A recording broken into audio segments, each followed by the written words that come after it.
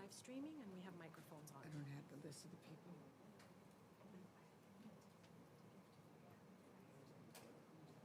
you know what side you want us?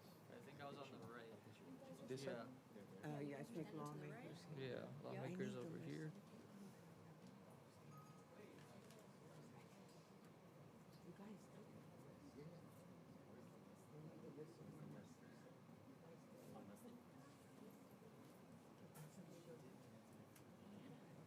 Hey, Good to see you. you're gonna have to move up. Oh, that's okay. Let's stand here. Looks good.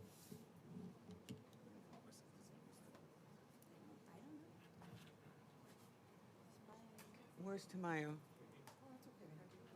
Tamayo? Excuse me, everybody, just one second. Don, Cheeky, Oh, there he let's is. see. Listen, let's all fill this in. Don't you feel free to fill it? Yeah, there you go. Tamayo, would you please come over here? Yes, And let's see. We'll start in 1 second, thank you. You're gonna get lost. Okay.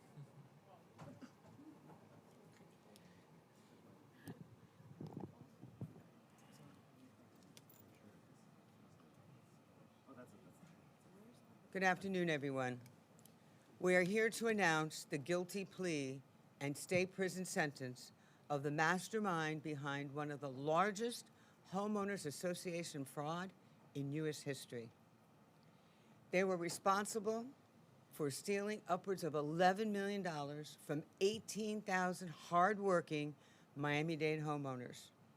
You'll look up there on the board and you'll see that I'm speaking about the now convicted thieves who ran the Hammocks Homeowners Association like an organized crime syndicate, only to benefit themselves, their family, and their friends. The victims were each of the homeowners.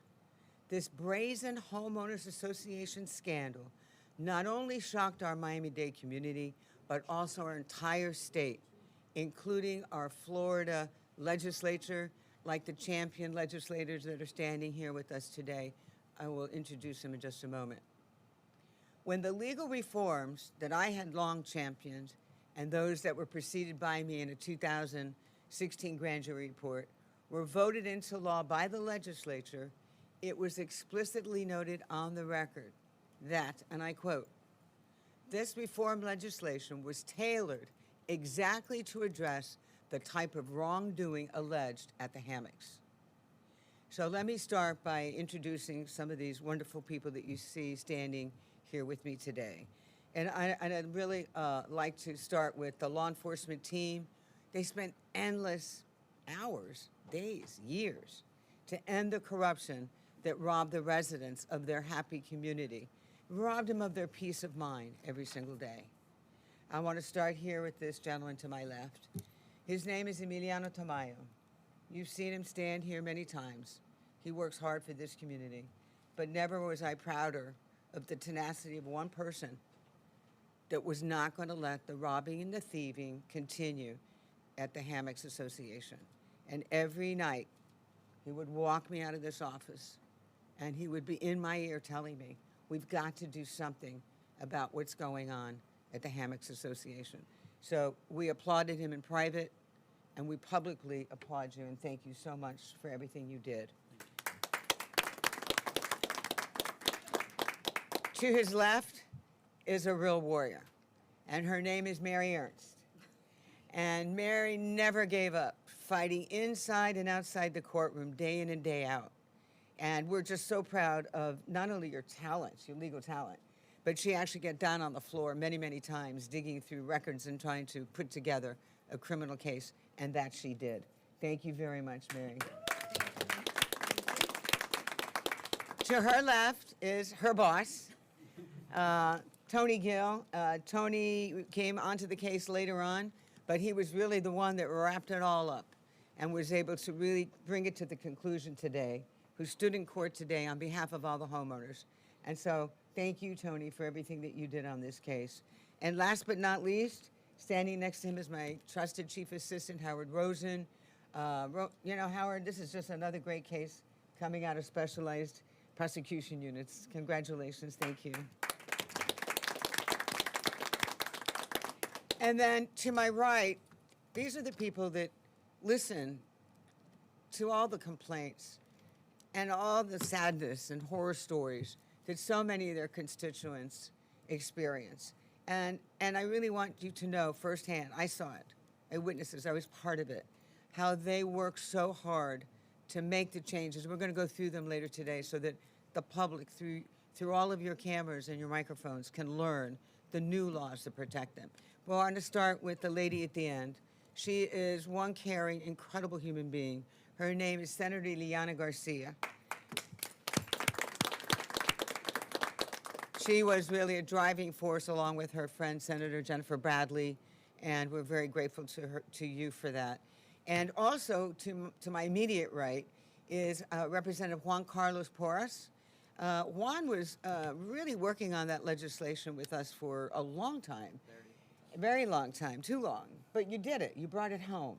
And that really meant a lot to your district and the people throughout Florida. We're very grateful also to now Commissioner, then Representative Vicky Lopez. She was a large player when she was in the legislature and changing the law. And now she sits with her colleague who's here today, Roberto Gonzalez. Roberto, from the day that we discovered this was occurring, he wanted to join his constituents. Hammocks is in his district, and he's been strong and steady on this ever since. So thank you very much for being here today.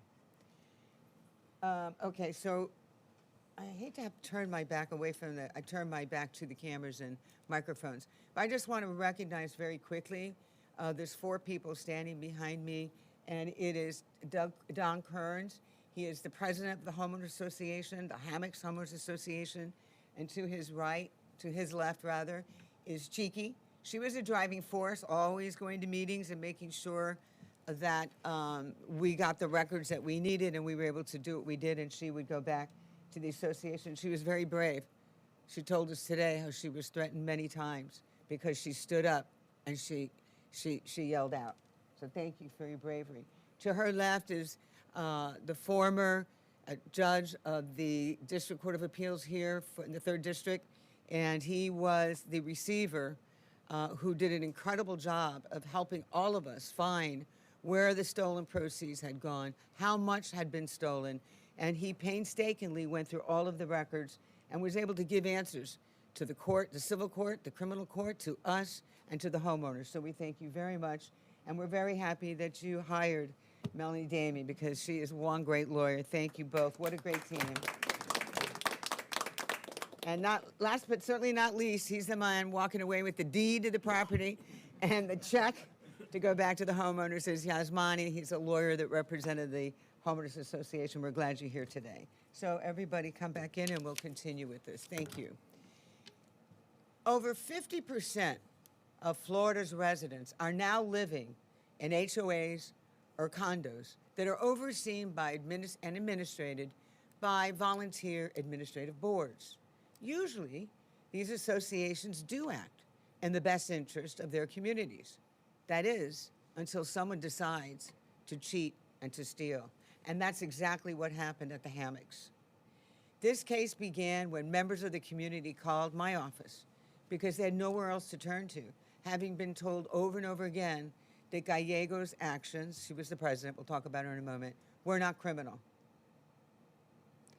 Despite not living in the community, you'll see up there, Gallego, she intentionally targeted them, this particular homeowners association, because she purchased 1% share of a condominium in order to be eligible to be able to run for a position on the board. This way, she was able to successfully infiltrate the HOA board, which became her cash cow in her diabolical scheme. Margley Gallego was elected to the board in 2015 and served as president from 2017 to 2021. And even when she was no longer the president, Gallego continued to sneak in the offices in disguise to be able to run the association. Her husband, you'll see him up there on the board as well.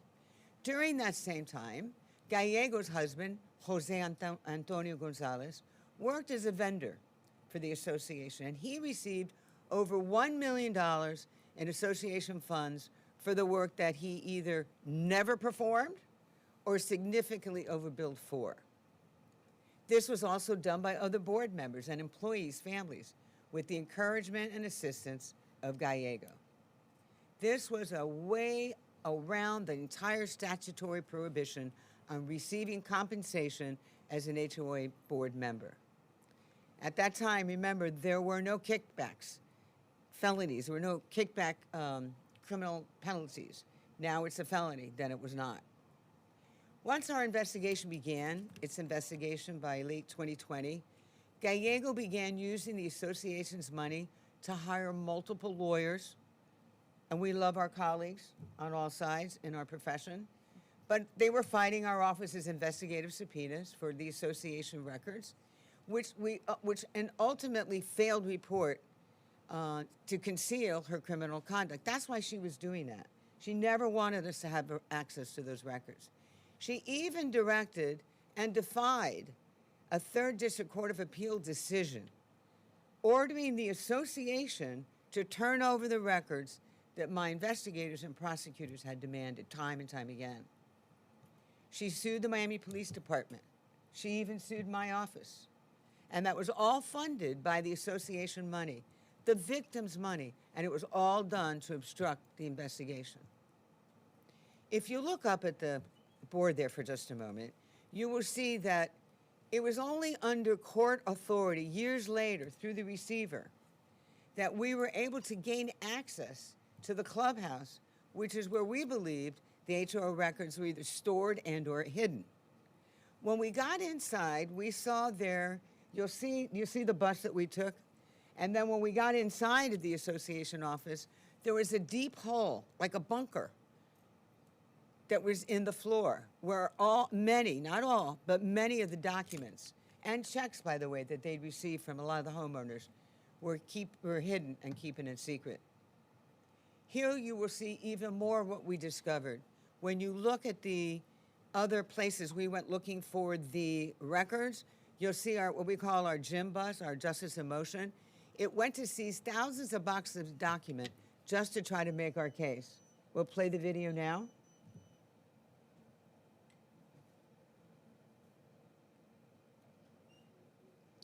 I don't know if you can see, but on the outside of that window door, it says spa. Spa, really? Those are the records, some of the records that were hidden and we couldn't get access to.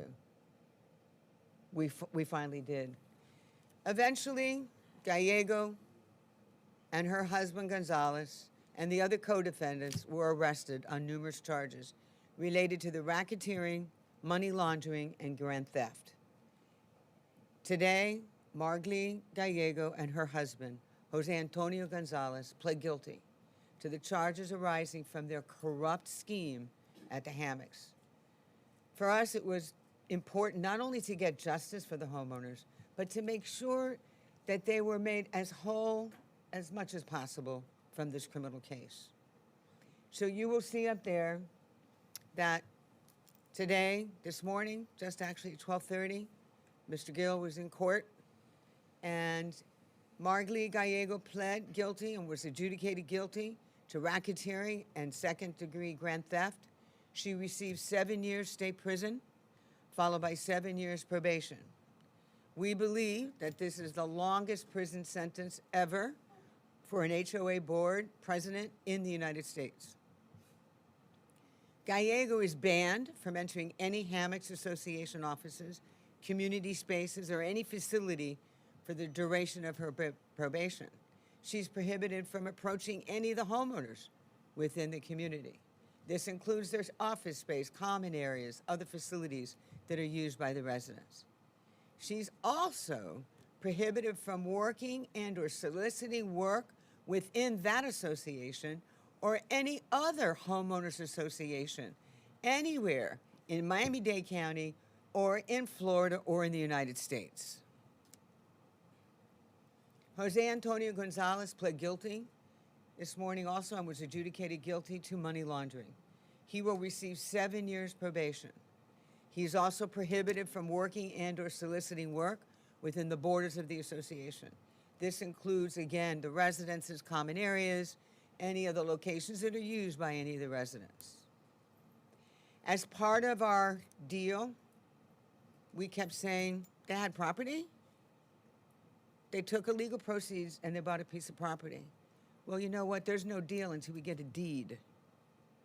So part of their plea was that we insisted that they transfer ownership of nearly a 5-acre tract down in South Dade to the association as part of the restitution to the Hammocks Homeowners Association.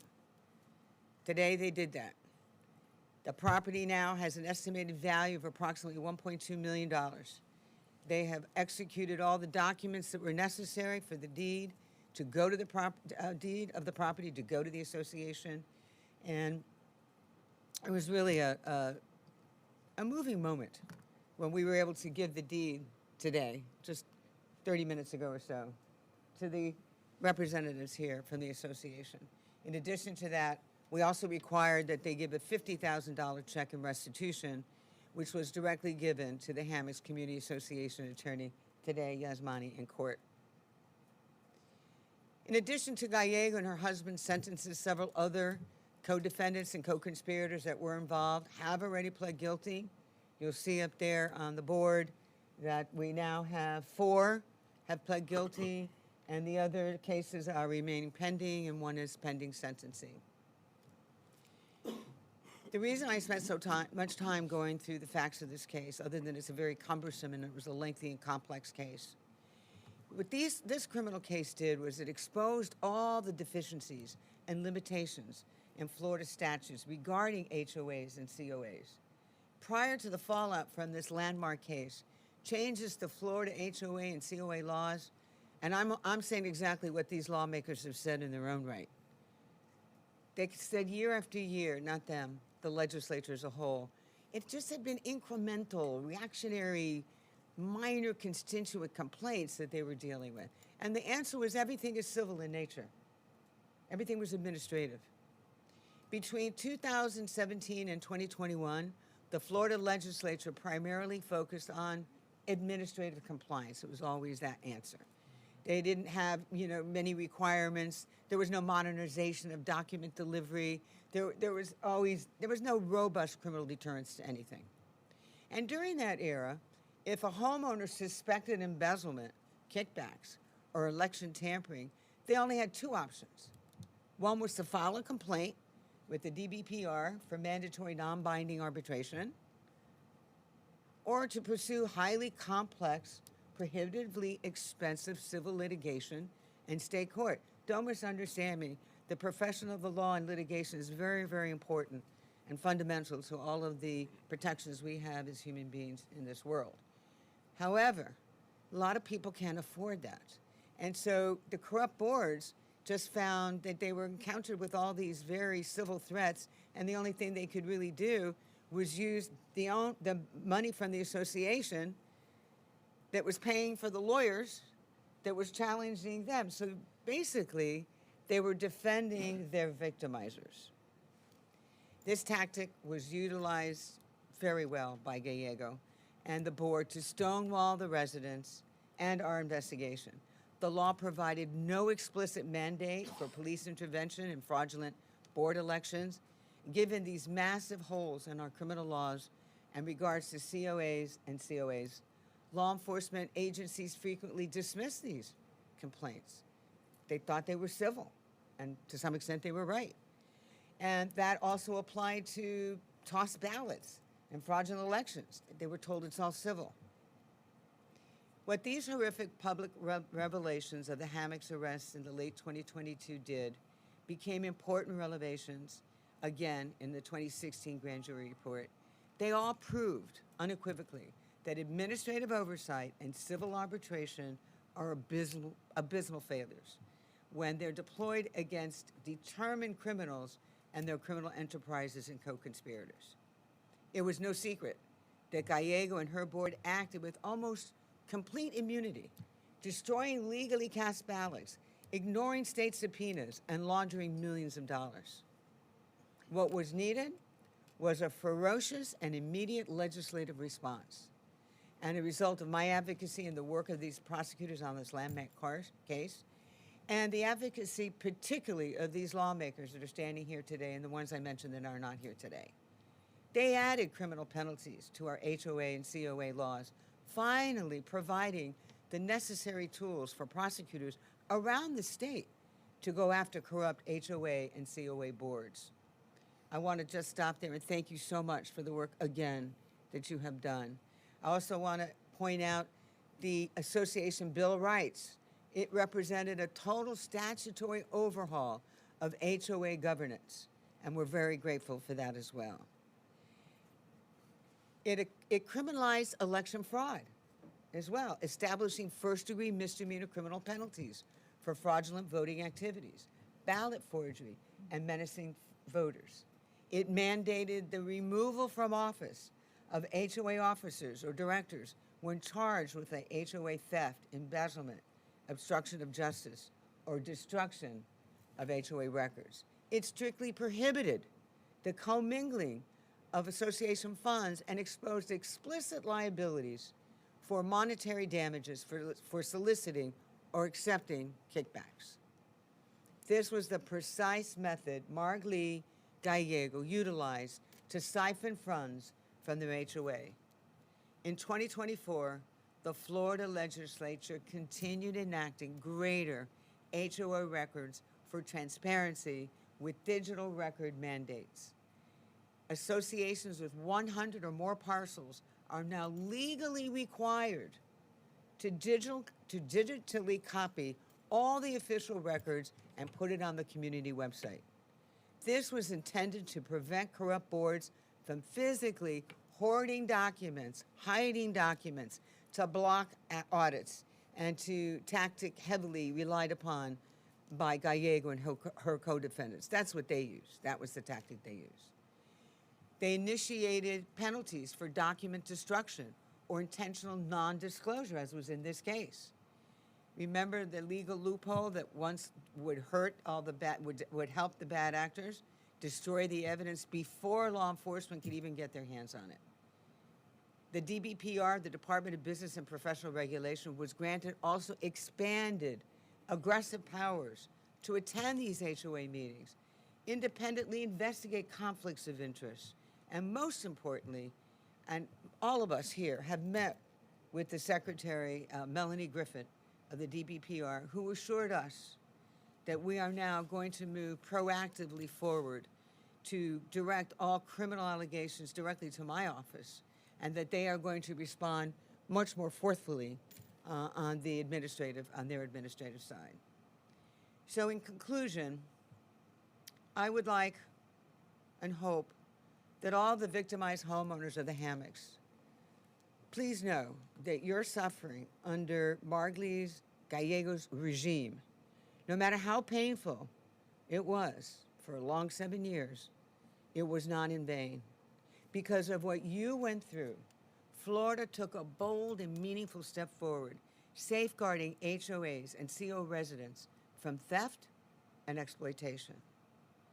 All of us who have handled the prosecution of Margley Gallego, her husband, Antonio Gonzalez, and all the other board members, we hope that this resolution of Gallego's and Gonzalez's cases will bring some measure of relief to all the victimized Hammocks property owners and give some hope to the other 13 million Florida residents in Florida that live in associations.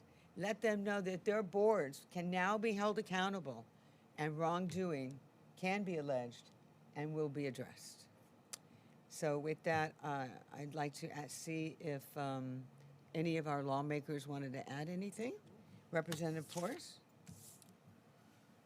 Thank you, everyone. I'll say some words in English y después en español. I want to first thank our incredible state attorney, Kathy Fernandez-Rondo, Tony, Tamayo, the whole team for the work that's been put into this case, years' work of evidence, of investigation. I've had the honor of representing the Hammocks and District 119 in the Florida legislature now for about 4 years. And I can tell you that the state attorney and I have worked hand in hand on both of those pieces of legislation that we mentioned that's cracked down on this Hammocks case and on HOA cases across the state because of the work that the state attorney has done and because of the work that the homeowners have put out to get their voice heard. And that we are now cracking down on corrupt HOAs and condos across the state of Florida. Obviously, this is the most largest landmark case that we've seen, I think, in our time in the history of our state. And you know, the state attorney and I, like I said, we've been working on this, I think, before I even got elected. And I knocked on Don and Chicky's door when I was a fresh candidate at 25. And learned about a lot of these issues involving homeowners associations back then. And I can tell you it is, I think, the honor of my career to be able to be here and see that the work is completed and that the law is being justly done to those who committed these crimes. The work is not done, however. The legislature, and obviously Senator Garcia and Senator Bradley and the legislature are going to continue working on reforms. I think there is still not enough of a voice for homeowners when it comes to condos and HOAs. We're hoping to work with a new governor now after November, a new administration and DBPR to take it in a more regulatory fashion. There was legislation this year that I filed that had to do with dissolution of associations plus the creation of some specialty courts, which unfortunately did not make it past the finish line this year. But we're hoping to come back next year with even stronger legislation to give homeowners like Don and Chicky and the rest of the Hammocks community and all the HOA members that feel unheard at the moment. It's not just the Hammocks. There are so many in our community that still to this day are uncovering fraud, uncovering criminal activity in their HOAs. So I tell you, obviously, you know, there's a lot that has been done. There's a lot that we are already doing, but the work is not done, and we're going to continue on that movement. But thank you again to Madam State Attorney Kathy Fernandez-Rondo and the whole team. Super fast, muy rápido en español. Ha sido mi honor como representante estatal del Distrito 119 y el área de los Hammocks, el área de West Kendall, trabajar en la legislación que cumplió con arrestar a los criminales que han causado estos horrorosos casos en los Hammocks. Por causa del trabajo de la fiscal estatal Kathy Fernandez-Rondo y este caso de los Hammocks, hemos visto un incremento de atención al tema de la corrupción de los condominios y de las asociaciones a través no solamente del condado de Miami-Dade, pero todo el estado. Ha sido el honor de mi carrera política poder trabajar con la fiscal, asegurar que estas leyes se crearon en una manera que pudimos encontrar la justicia para los propietarios que viven en los Hammocks. Pero el trabajo no ha parado. Todavía hay mucho que hacer. El DBPR todavía no es una agencia que funciona, en mi opinión. Estamos tratando de trabajar con un nuevo gobernador después en noviembre para asegurar más transparencia, más accountabilidad para las personas que todavía están luchando con sus asociaciones y a condominios que son corruptos o tienen alegaciones similares.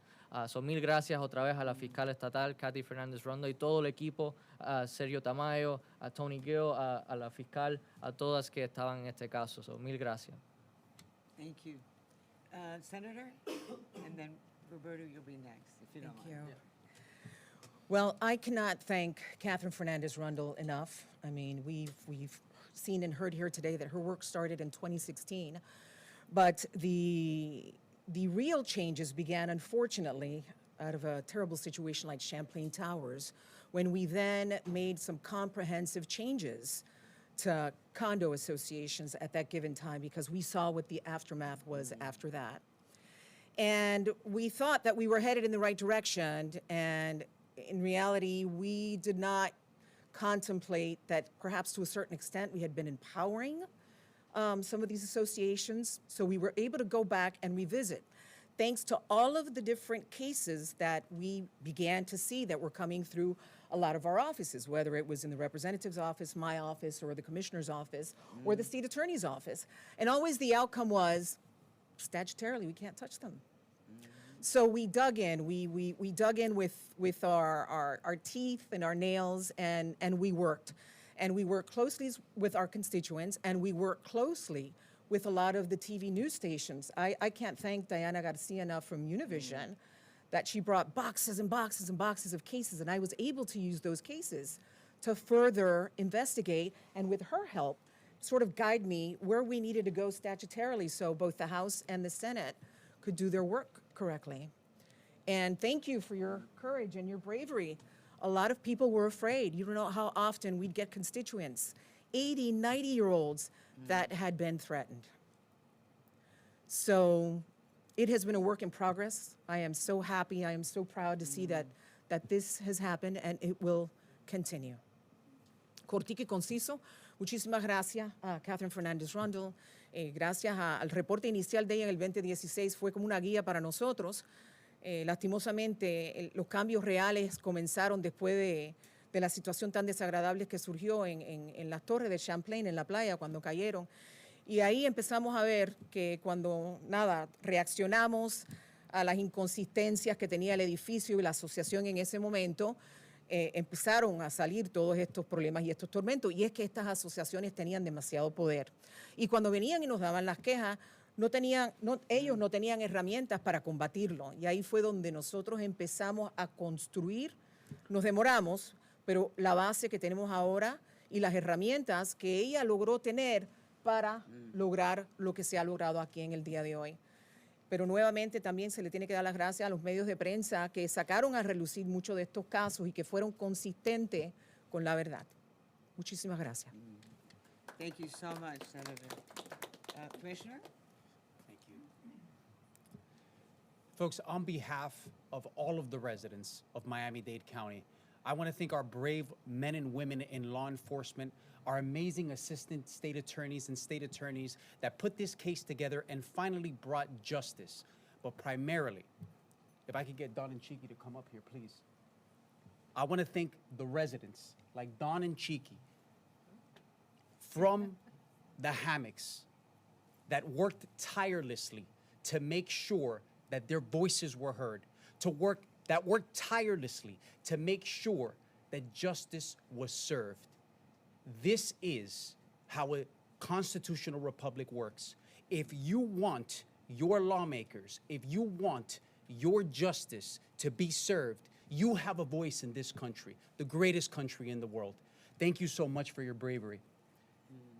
Le quiero dar las gracias a todos nuestros policías y nuestros fiscales que han hecho un tremendo trabajo en traer justicia para los residentes no solo de Miami-Dade County, pero del estado de la Florida. Pero primordialmente le quiero dar las gracias a Don, a Chiqui y a todos los residentes de la asociación de Hammocks, porque gracias a ellos de tener la voluntad de alzar sus voces, hoy día vemos justicia. Gracias y que Dios los bendiga. Thank you, guys. Thank you. Don, I'm sure, stay up here with Don, I'm sure you'd like to say a few words. Stay here.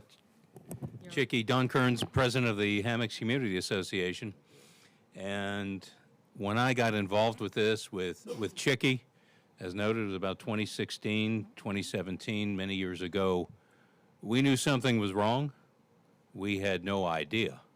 It was a criminal enterprise that was taking over our beloved neighborhood.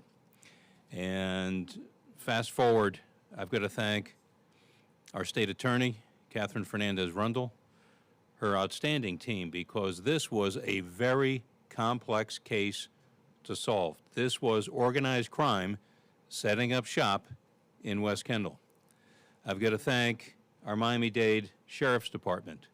Some of the early investigation, the abuses that these officers encountered.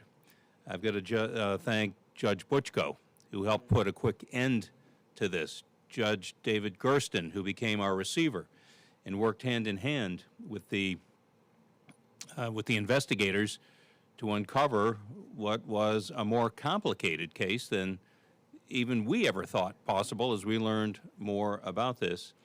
And finally, I want to thank, as our commissioner just mentioned, the brave homeowners. There were many who said, we are not going to accept this. When we would hear stories about elderly people who were in fear of losing their homes, when we had to hear from a resident, am I going to pay this outrageous 400% increase in maintenance fees that was not justified, or am I going to feed my children? Those were the kinds of stories that motivated us People like myself and Chicky and many others who are brave, who would wake up in the morning and find the black car parked in front of their home, who would receive the threats by second and third parties, efforts to intimidate. And yet you had a core group of homeowners that stayed together, stayed true to what is right. The good people were not going to let this happen. And with the support of our state attorney, with the support of our police and deputies and court system, and finally with the support of our legislators and our lawmakers who saw what was happening and made sure that this isn't going to happen again. And if they're going to try, it's going to be much, much harder. And we now have avenues to pursue. When Chicky and I first started fighting this, and we took advantage of everything that the state law allowed. We got into the books. We thought we were pretty sharp. We went into 720. We're allowed to do this, allowed to do that. We didn't realize that these laws did not have teeth, did not realize we could be sued for everything that we had for standing up and trying to do what is right and just. They didn't put that in the books. And so a lot of these injustices have been corrected, and I know this is a marathon. This is just the beginning as we move forward. So I got to thank everyone involved. This is like a holiday for the Hammocks. 18,000, 22,000 people, every single one of these homeowners was hurt, was touched, abused by these injustices, and it's over. And I thank everybody for standing up. Thank you so much. Wow. You want to come work with us? So with that, I don't think there was anyone else that wanted to say a few words. So we're going to open it up to questions, and then we'll move to Spanish. Do we have any questions? Yes, ma'am. Don? About how it felt to get that deed from that South Dade property now in the hands of the Hammocks at HOA, and is there anything else that you all might need to feel whole again after all this? You want to take this? Oh, okay. Today felt like a vindication, that there are consequences to your actions. And not only was the sentence part of it, but it also is an example to people out there who are trying to do the same thing that was done to us. The laws that we have now make it easier for homeowners to have a voice with action behind it. Because for many years, what we were doing is basically pounding the pavement with a door closed in front of us. So the work that they've done is a reflection of what we went through, and hopefully we're now a template for everyone else of what to look out for. Not just your avenues, but what to look out for. Nobody believed what was going on in the Hammocks because it never happened before. And everybody would scratch their head, nah, that can't happen. It's an HOA, you're all homeowners, how could you do that? We're a perfect example of how it could all go wrong so quickly. So how we felt today was closing a very stressful, to not just us, but to our homeowners, it closed a chapter. And I'm looking forward to all the other chapters that our Homeowners Association is not just going to write for our community, but for everyone else. Thank you. Any other questions? Yes, sir. Yes, I interviewed the attorney for Ms. Gallegos. He did say that in light of the charges that she faced, she could have been in jail for up to 190 years. But they negotiated that she's going to be 7. How does that feel for the residents and for you to hear that such an amount of years was reduced to 7? Well, first of all, I'm not sure that is the amount of years. But, you know, when you try to resolve a case, you try to resolve it to the best just results you can get. And so as you can see, all of the homeowners, their lawyers, there were lawyers everywhere, receivers, judges, our prosecutors, the defense side, everybody worked really hard for quite some time to come to a just result. And so my crackerjack lawyer here is reminding me that, I don't know if you maybe missed the beginning, this is the longest prison sentence that a director of any homeowners association has gotten in the United States of America that we're aware of, and they did all the research.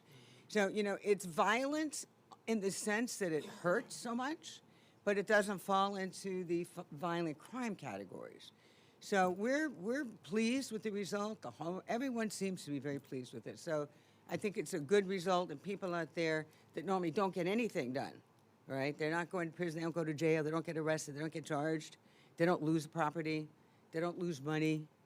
They just go about their crimes with impunity. You know, that didn't happen here. Any other questions? And then we'll break down. Yeah, we're going to go to Spanish.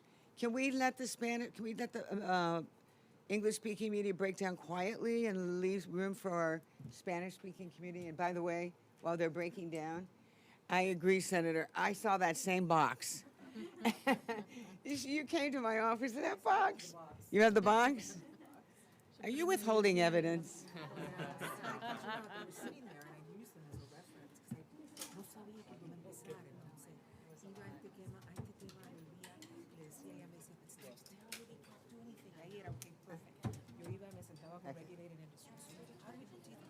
I'm sorry, what? It's such a coincidence that I end up being the appropriations chair for criminal and civil. So that gave me more power to just come in and then start working on making a lot of these actions criminal. The alleged amount of theft was like around 1 to 2 million, and if I understood correctly, you said around 11 million. Now tell us what was the change? That's a very good point. So you're right. At the time, what we could prove legally was around the 1-point-something million. When the receiver, remember, we didn't have a lot of records at the time, and the receiver was really, you know, Judge Gersten here, who was able to piecemeal and itemize where what monies were taken, where they went, what was the flow, and so that helped us come up with what the total amount was. And you know, to your point about, you know, how do you find a just result? Part of this case was also getting the other insurance proceeds. If there were insurance proceeds that the homeowner association was entitled to for a lot of the professionals that were involved in this, then they were going to get that. So all of that plays into this. So the $11 million is what, with the total loss of monies that we believe was spent either on false vendors, embezzled, sent to Colombia, sent to all kinds of different places, including that piece of property. How much of that do you feel like was sent, as you said, to Colombia or directly to the pockets of Gallego, Gonzalez, or some of the other former board members or their aiders? Well, we believe all of them benefited. All of them benefited. And, you know, obviously we have the testimony. I don't know if you would like a copy of the arrest warrant. It has all this written down in great detail, who did what, and for each person, it lays out if they were a vendor, did they provide false invoices, was there overbill, all of that is in the, would you like a copy of that? 2022 one? Yes, the 2022 affidavit. The arrest warrant, how many pages was it? A lot of, 26 pages or something? Yes. It's about 26 pages long. Okay. Okay.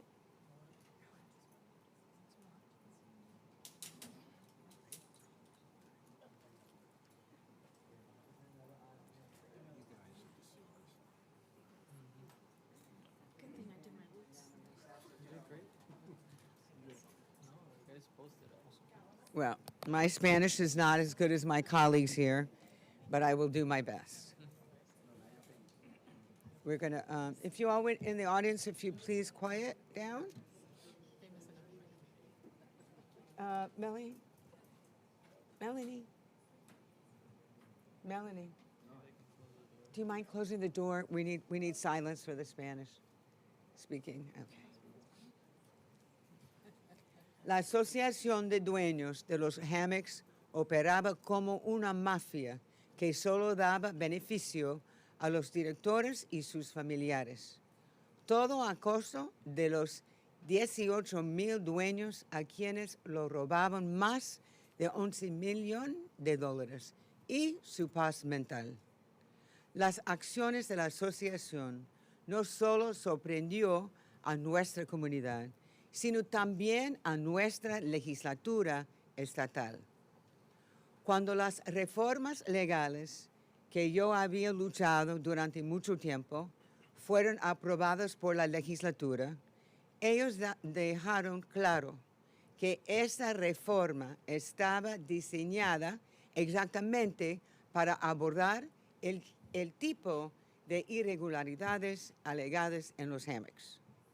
Hoy, Marglí Gallego, el expresidente de la Asociación de Vecinos, y su marido, José Antonio González, se declararon culpables en la corte a los cargos presentados contra ellos por sus acciones en la comunidad Los Hammocks.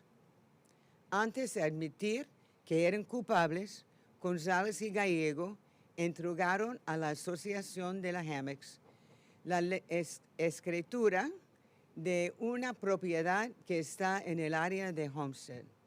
Este tiene un valor estimado en el rango de $1 millón. Y González entregó un cheque de $50,000 directamente al abogado de la asociación en la corte. Marglí Gallego se declaró culpable a la corte, le declaró culpable de extorsión y robo en segundo grado.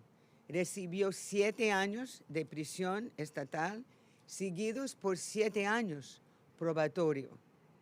Creemos que esta puede ser la condena de prisión más larga jamás recibida en todo el país para un miembro de la junta directiva de un HOA.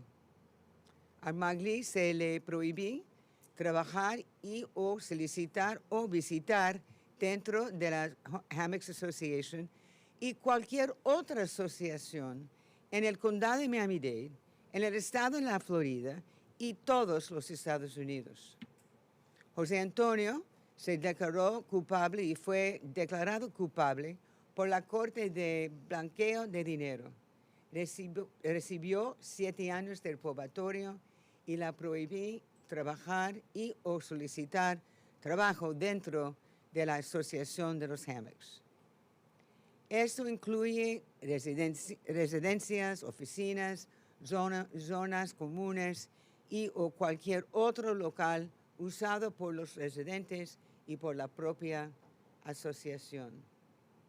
Estos cierran los casos originales presentados en esta conspiración corrupta, pero nuestros esfuerzos en contra de los que estafaron a los dueños de Hammocks continúan. Esos casos criminales enseñaron el lado débil de las leyes de la Florida que tienen que ver con las asociaciones. No era secreto que Gallego y la Junta actuaban con casi impunidad total, destruir boletas de elecciones legales, ignorar citaciones judiciales y el lavado de millones de dólares exigía una respuesta legislatura fuerte y inmediata. Tras mucho esfuerzo para añadir sanciones penales a las leyes, estos casos de los Hammocks dieron el impulso necesario a las reformas que hoy en día se protejan a los dueños y sus hogares. Así que quiero que todos los dueños que fueron víctimas del caso de los Hammocks sepan que su sufrimiento bajo el régimen de Marglí Gallego, por doloroso que fuera, no fue en vano. Y en conclusión, yo quiero también dar las gracias a nuestras representantes, el senador Ileana García. Ella hizo un gran labor de cambiar las leyes en la legislatura para dar más protecciones, y también al representante Juan Carlos Porras, porque él también por muchos años estaba luchando y apoyando el Hammocks Asociación, y por los dos y todos sus colegas en la legislatura tenemos leyes más fuertes. Y también yo quiero dar las gracias al comisionado Roberto González, porque desde el principio Yo creo que tú estabas como un día como comisionado de este distrito y desde aquel día tú estabas luchando, apoyando a todos los residentes y a nuestra oficina. Y al fin, yo quiero dar las gracias a uno de los mejores equipos, de verdad, yo siento así, en todo el mundo, como luchan para buscar justicia, para obtener penalidades para las personas que roban a otras personas, como estos que están aquí de la asociación. Este hombre en particular se llama Emiliano Tamayo y más de 7 años, estaba luchando cada día, buscando justicia. Y yo espero que hoy tú sientas bien orgulloso que todo que tú mereces. Entonces, no creo que ustedes tienen alguna pregunta porque hemos hecho un buen trabajo, explicar todo, ¿verdad? But does anybody have a question? Sin embargo, puede abundar en el hecho de que, por ejemplo, Margie no era propietaria de Hammocks y pudo salirse con la suya con todo esto de seguir siendo vicepresidenta y liderando. ¿Podría abundar un poco más? You want to answer? Sí, sí, Go ahead. ella compró ella consiguió a alguien que le vendiera el 1% de su condominio para entonces poder entrar en la asociación, para que vean la canalla que era, porque comprar el 1% de un apartamento es ridículo. You tell about Colombia? Sent money to Colombia?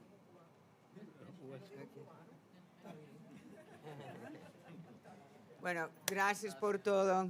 ¿Una más? ¿Qué quieres? Okay. ¿A picture? ¿Un foto? Bueno, entonces, gracias a todos. Que tengan buen día. Gracias. Ok. ¿Dónde lo queremos?